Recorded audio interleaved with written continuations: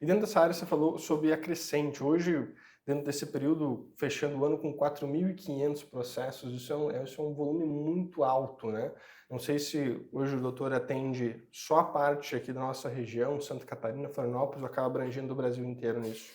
Até, Luiz, comentando um pouquinho sobre a questão do cenário, né, o momento que nós estamos vivendo, esse momento não é apenas atual. Se a gente for buscar dados estatísticos oficiais, leia-se do Conselho Nacional de Justiça, do STJ, estima-se que nós tivemos um aumento nos últimos 10 anos de 1.600% no número de processos.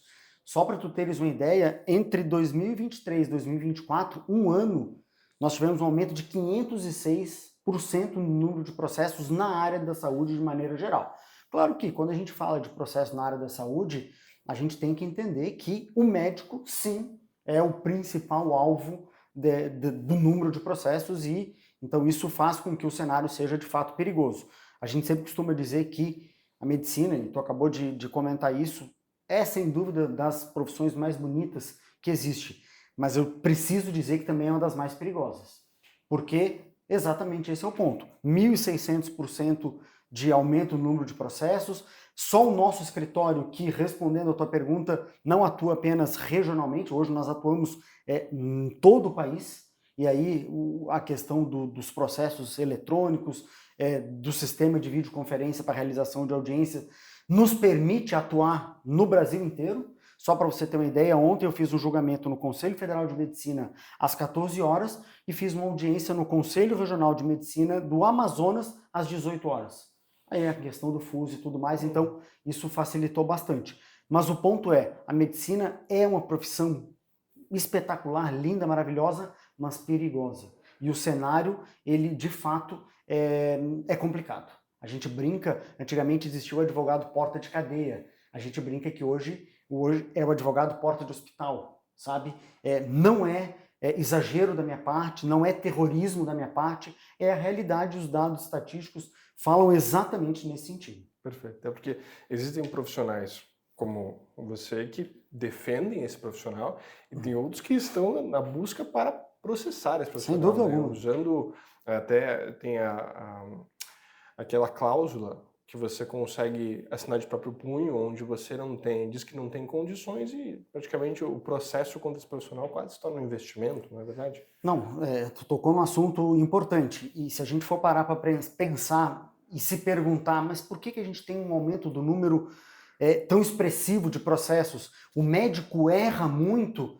Não é esse o fato.